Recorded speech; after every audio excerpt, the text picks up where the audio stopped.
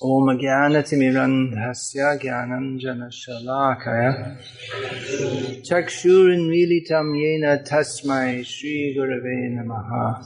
This devotee just put his bead bag on the Vyasa-san. Kindly don't use Prabhupada's Vyasa-san as a storage place. So, continuing the discussion of the transcendental qualities of Krishna. Now, some of these qualities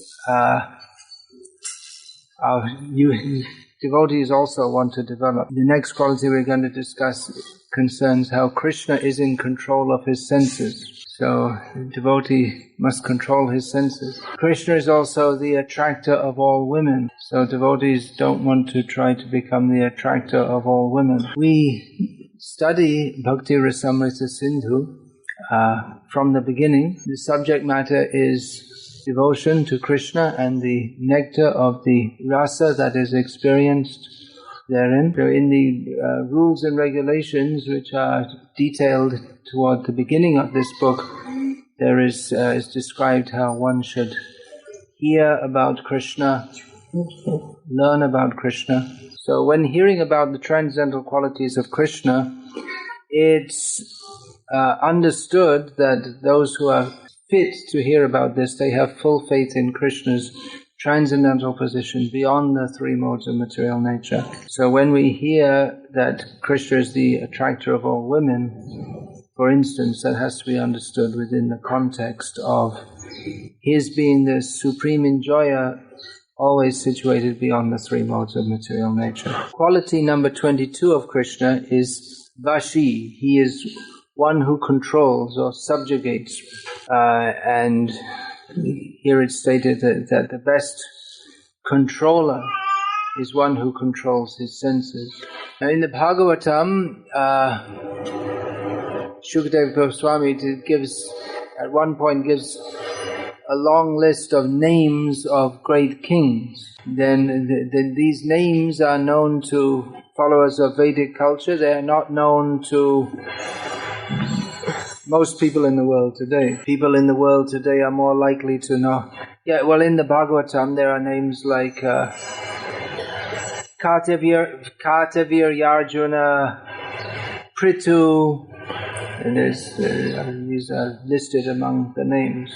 So these names are not known in the world today. People nowadays, they may have heard the name of Stalin, Hitler, Mao Zedong, Churchill. So like this, there are various kings who come and go, and for some time they appear to be ruling over the world. But the greatest among controllers is not one who can control a kingdom, however great the kingdom may be, but one who can control his senses. Now, how is it that Krishna, who is attractive to all women, is also described as being in control of his senses? This appears to be contradictory. But Krishna's controlling his senses is in a different category to that of the conditioned souls or the aspiring transcendentalists who attempt to control their senses.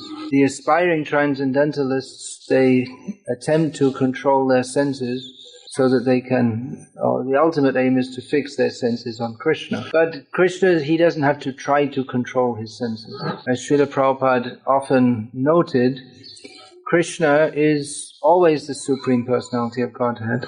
He often noted. Srila Prabhupada noted, just like we've been hearing about Putana, that from the very beginning of his life, Krishna, even though apparently a baby, exhibited the symptoms of the Supreme Personality of Godhead and was thus able to kill great demons like Putana. In other words, Krishna didn't have to undergo any process to become the Supreme. This is in contrast to the certain persons who claim to have followed some sadhana and thus become supreme. But God is always God. When we say that He's in control of His senses, it's not like He's struggling to control His senses and then just about manages to keep them under control. But Krishna is always automatically in control of everything. So when it's stated that Krishna is in control of his senses, it's not to be understood. It's a different.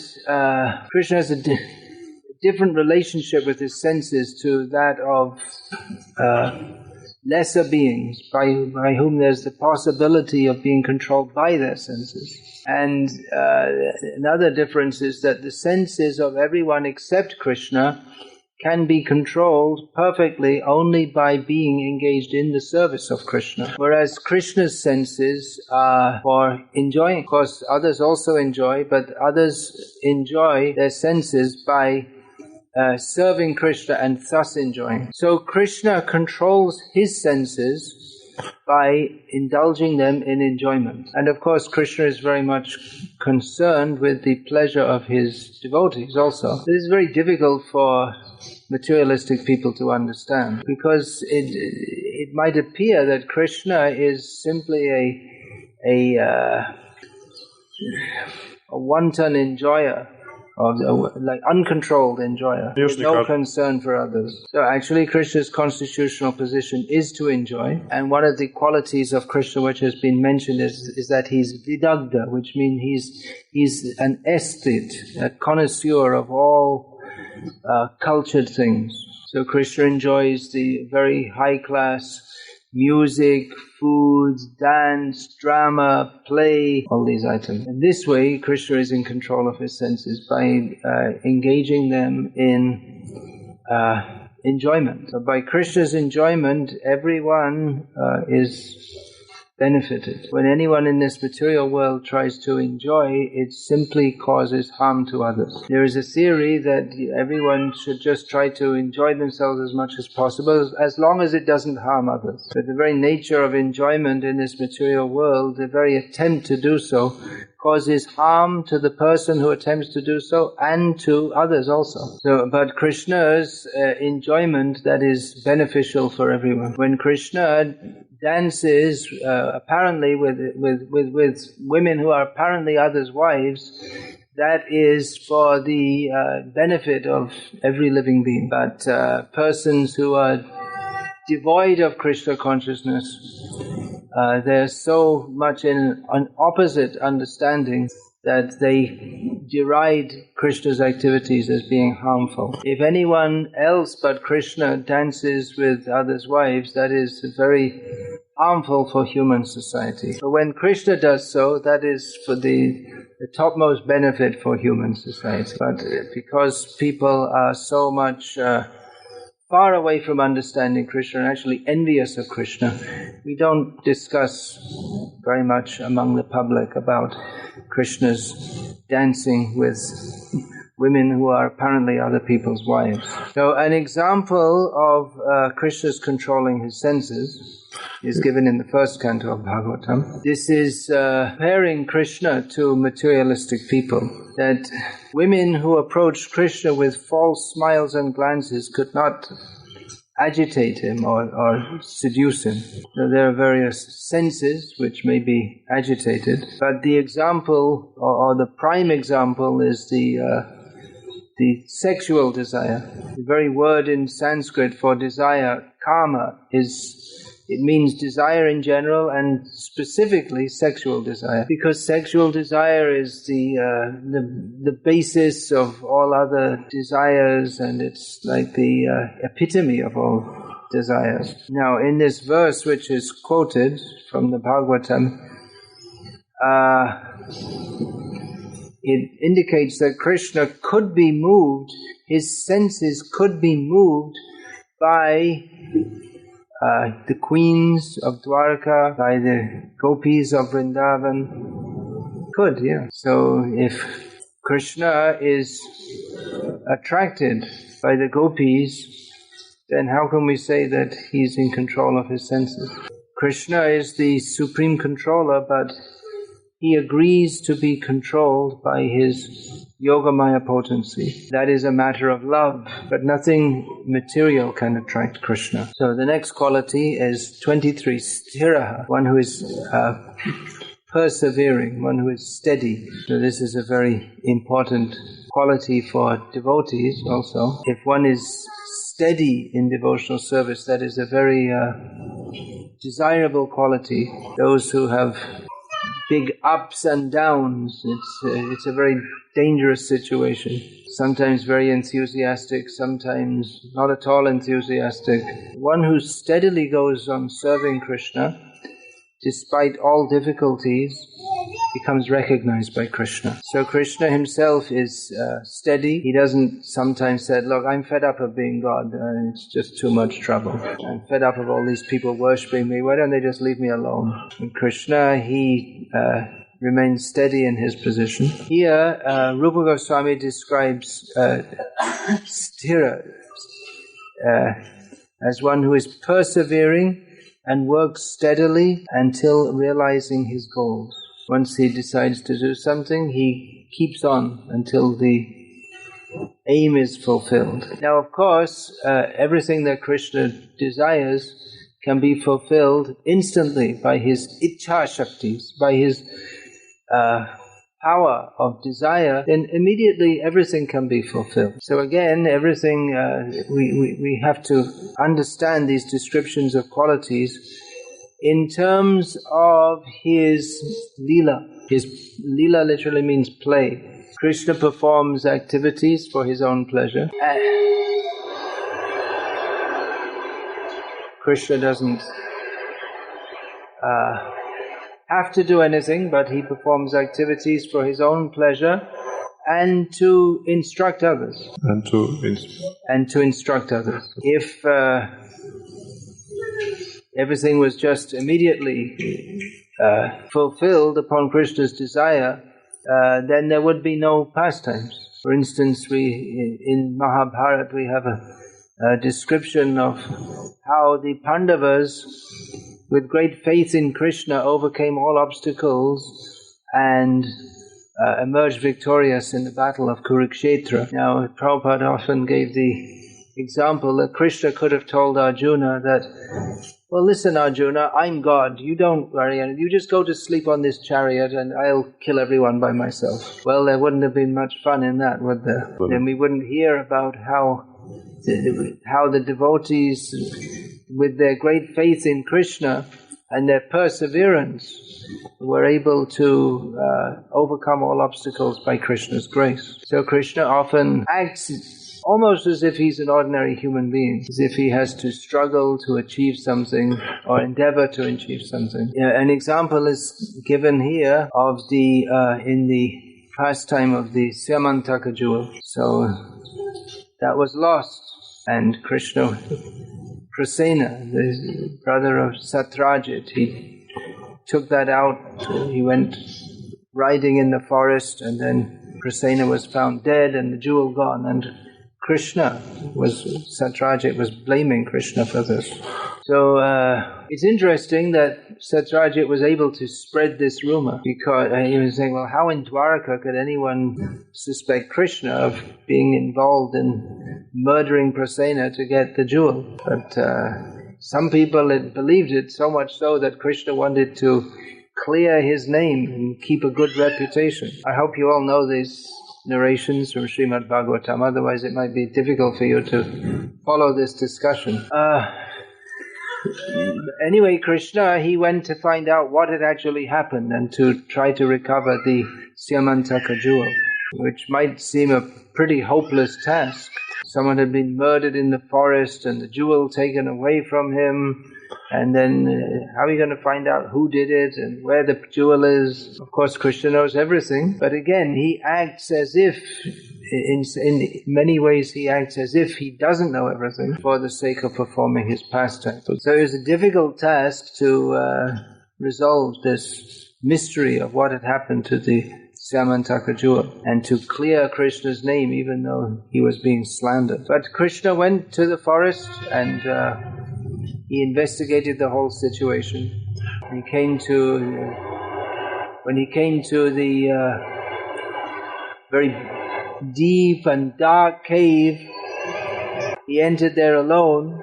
He told the others accompanying him, you just wait here, I'll enter alone.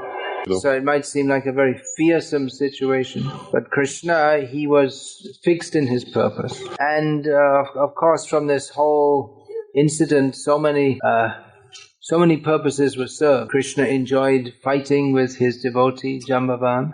He gave mercy to Jambavan by eventually Jambavan realizing that this was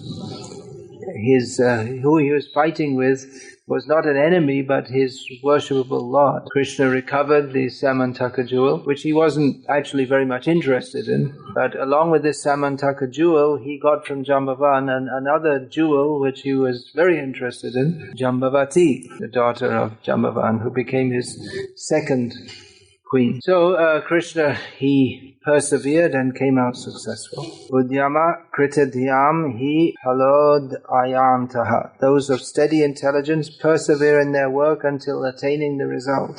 So this is a lesson for us all in these modern or new age books on management and personality development, this quality of sticking to your purpose until the goal is reached. This is described in various ways. It is a basic principle of success in every endeavor, in any endeavor, that you have to stick to your purpose. So this is superlatively demonstrated by the Supreme Personality of Godhead. Of course, all his goals are worth attaining. The goals of materialistic people, even though they may struggle and persevere and very steadily work until they attain it, they're useless.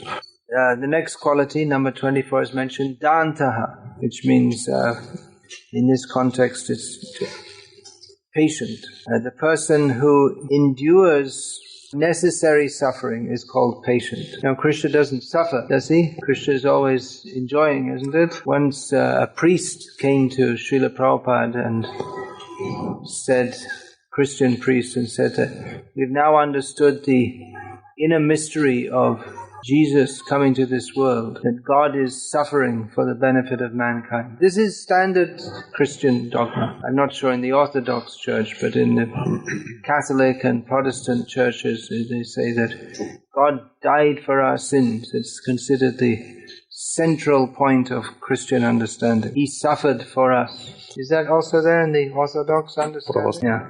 Anyway, when this priest said that to Prabhupada, Prabhupada said that his response was, that is rascaldom. The idea that God suffers is rascaldom. He's always enjoying, he doesn't suffer. Or that he has to suffer to free us from sins. And that suggests that he is also involved in the laws of the universe. He's under the control of he has to make some concession to the laws of the universe. But we know that Krishna says, Sarvadhaman parityaja mamekam sharanam vraja aham tvang sarva papebhyo moksha yishami mashuchaha. Give up all varieties of religion and surrender to me. I will deliver you from all sinful reactions. Do not fear. Krishna says, do not fear. He assures us that there is Krishna is fully capable of freeing us from sinful reactions. We shouldn't doubt that at all. The ordinary process to get free from sinful reactions is to perform some undesirable action. One takes on some difficulty, and that clears one from the difficulty one would have had to suffer from the sinful reaction. This is called atonement. So if we think that, well, God will take on a lot of suffering, and in this way He'll clear the suffering of everyone else, that, according to Srila Prabhupada, is rascaldom, which means it is rascaldom. But because Krishna, just by His will, He can just change the whole karmic debt. Just clear it. Nevertheless, it's stated here that Krishna, he may endure some suffering. So again, this is to be understood in terms of Krishna's pastimes. Krishna's apparent suffering is also pleasure for him. The example is given here that Krishna lived in the house of his guru. So in Bhagavatam, tapasa brahmacharyena, these two, austerity and brahmacharya, these two are considered together. So brahmachari life is undertaken in the house of the guru, and the brahmachari is expected to undergo difficulties for the sake of the guru. And especially we have the description in Bhagavatam of how Krishna, when he was in the Gurukul, the house of his guru, on one occasion, he went with Sudama to the forest, and they were caught in a storm, and they underwent very severe difficulties for the sake of serving their guru. But not only on that one occasion, but in general, the brahmacharis, they perform austerities. And Krishna also did, although his body was very soft and he was used to leading a pampered life, being fed butter by so many mothers, but then he had to go to the Gurukul. And that was also one kind of pleasure for Krishna, and he showed in this way how to undergo difficulties without being disturbed. So it's very useful for us to meditate on these qualities. Just like this one, in the execution of our devotional service, we have to undertake various difficulties. So if we remember that Krishna himself, for the sake of serving his guru, undertook various difficulties, then that will inspire us to do likewise. The next quality is Kshama Shila, which is translated here as tolerant, but one who forgiving, and one who endures the offenses of others is called forgiving and tolerant. And the example in the relationship with Krishna, the very well-known example, is that of Krishna tolerating Shishupal's repeated verbal offenses. Shishupal blasphemed Krishna again and again, and Krishna simply didn't respond. And an example is quoted that a lion, when there's a roar of thunder, a lion will roar in response. But when the jackal howls, then the lion doesn't respond. So Krishna is very tolerant of the offenses of others. Just like Indra, he caused so much offense. He wanted to kill everyone in Vrindavan by drowning everyone in torrential rainfall. And at first Krishna was thinking to just destroy Indra completely. But then he thought, why should I bother? He's so insignificant. So Krishna just tolerated Indra's offenses. Another description is given by Yamunacharya of the mercy and tolerance of Krishna, that he tolerated, how he tolerates offenses. That in the form of Ramachandra, he forgave the crow who pecked at Sita's breast and thus hurt her. And of course Shishupal, Krishna did eventually respond. Shishupal was offending Krishna from practically the first words he spoke. When children are very young, then the parents are just waiting. What will be the first word that they say? And they're hoping it'll be mother or father. But Shishupal's first words were, I hate Krishna. So again and again he was insulting Krishna.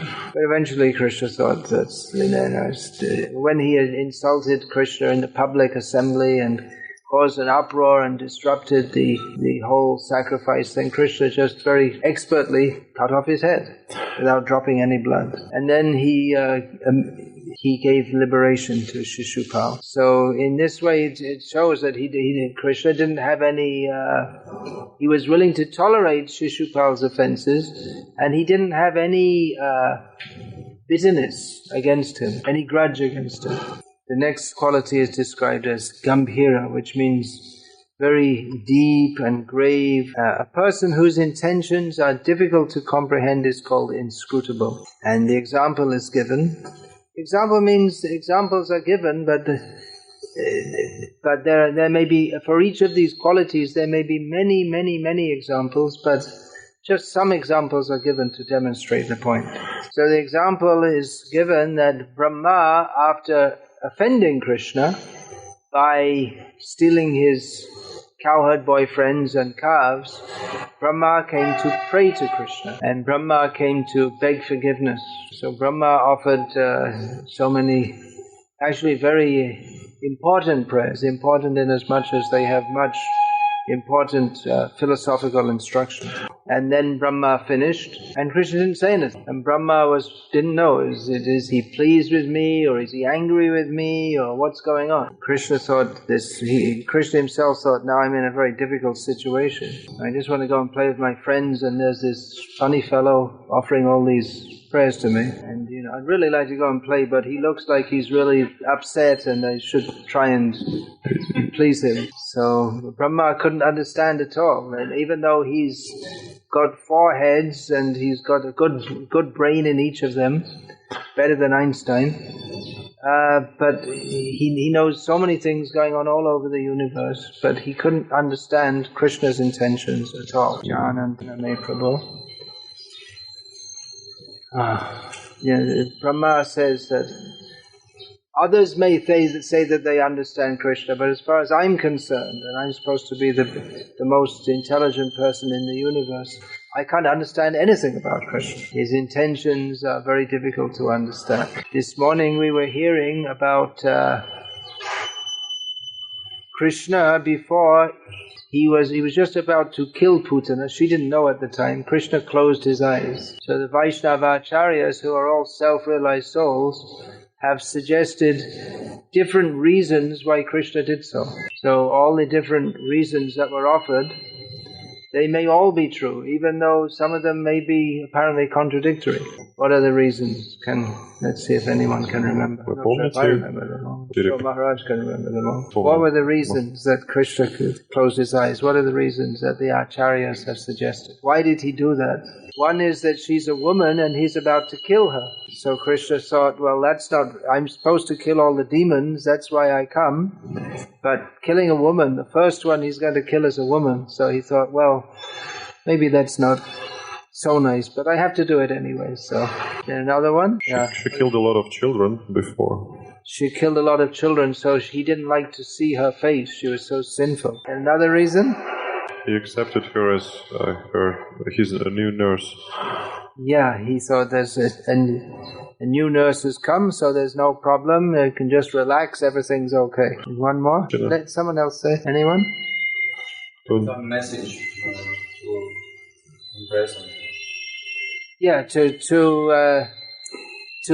give her the assurance that everything's okay, things are going to go okay, you don't worry. He's just an ordinary baby and nothing for you. You can go ahead with your plan. To assure her. Now, that Krishna closed his eyes because he didn't want to see the face of a sinful killer of children is, that's not possible, that he could also be closing his eyes because he was thinking, here's a new nurse, and that's nice, so everything's okay. It's contradictory. So the Acharyas have given different possible explanations of why Krishna closed his eyes at that time, but their explanations, some of them seem to be contradictory. Well, we'll come to that point at the end of the list of qualities.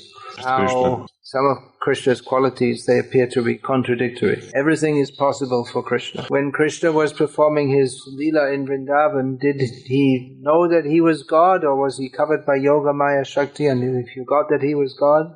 Did he sometimes remember and sometimes forget? So all the time he knew that he was God, and all the time he forgot. Is that possible? Yes, for Krishna it's possible, but we can't imagine. But again we are hearing about the transcendental qualities of Krishna. And transcendental means inconceivable. What is possible for Krishna is not possible or even imaginable for us. And that's how it should be, because if he was only just a little bit better than us, then how would he be this supreme, absolute truth personality of God? So, another example of Krishna's being difficult to understand was that when Krishna was holding Govardhan Hill, he was very much affected by the love of Radha, but even Balaram couldn't work that out. Balaram's also the personality of Godhead. So this appears to be not a logical description. That's correct. It's not logical. Achintya khalu ye bhavana tangs tarkena yoja yat prakritebhyo parang yachcha tad achintyasya lakshanam. Krishna is inconceivable. The very meaning of inconceivable is that it's no use trying to understand everything about it by our mundane intelligence. Krishna's qualities, they are they are inherent in his transcendental character, which is fully beyond the three modes of material nature, fully beyond everything of this material world. So the next quality described is dhriti, steadiness, which many of the qualities, they may seem to be the same, but there may be subtle differences. We already had sthira, which also means steady. And it's a similar description, that one who's in control of the mind. Before we had sthira as being, vashi, who is, who's in control of his senses. So this means in control of the mind. Here it's described, or Rupa Goswami describes, that one who is fully satisfied in his desires is called steadfast, or one who remains peaceful even when there's cause for agitation. Steadfast. Krishna is known as Atma Rama, one who takes pleasure in himself. And he's also called Aptakama, one whose all desires are fulfilled. So Krishna has nothing to desire. All his desires are fulfilled. He's not agitated in any circumstances. Therefore, he's fully peaceful in mind. So an example is given that Krishna, he is described here as Yasha Priya. He's likes to be famous. Among the six principal opulences of the Supreme Personality of Godhead, one is mentioned, Yashaha, fame. So Krishna is famous. He likes to be famous. He likes to be Krishna. He's not thinking, I'd like to be someone else. I don't like to be an ordinary devotee in the temple. I'd like to be the GBC. Or I don't like to be a factory worker. I'd like to be the boss of the factory. I don't like to be an ordinary housewife. I'd like to be Miss World. But Krishna is fully satisfied with what he is, which happens to be the central point of all existence. So Krishna likes to be famous, but at the same time, he's satisfied with the fame that he has, and he gives honor to others. And the example given is that he could have personally killed Jarasandha and got the fame for doing so, but he gave the opportunity instead to Bhima. I saw in a magazine in India that on the internet, among all the gods, the number one hit is Hanuman. Krishna's number two. Krishna's number two. Hanuman's way out there, the most popular. So Hanuman appears to be more accomplished than Ram. Once I was speaking to a group of lawyers, and lawyers, they like to try and checkmate you with their arguments. This is in India. Lawyers in Russia wouldn't ask this kind of question. Well, Lord Ram is famous for building a bridge of floating stones to Lanka. But Hanuman was better. He was greater because he didn't have to even build a bridge. He just jumped. You said it. No, the lawyer says he wanted to put like a challenge. So I said that, well, by the grace of the Lord, he makes his devotee appear to be greater than him. And actually Hanuman appears to be, from all his exploits related in Ramayana, he appears to be more capable than even Ram. And Krishna, he made Arjuna the hero in the battle. Nimitta matram bhavasavya saja. I've already killed everyone, but anyway, you become the instrument. You get the fame, Arjuna. So I don't have time to speak more about that. Hare Krishna. We can continue that at some point in the next few days. So, Hare Krishna. Do we have prasadam to distribute? No. Ekadashi, everyone's breathing air only today. All right, well, I could speak for another 5 minutes then. It's there. It is there, okay. Sankirtan Guru wants to make an announcement. Okay, Sankirtan Guru will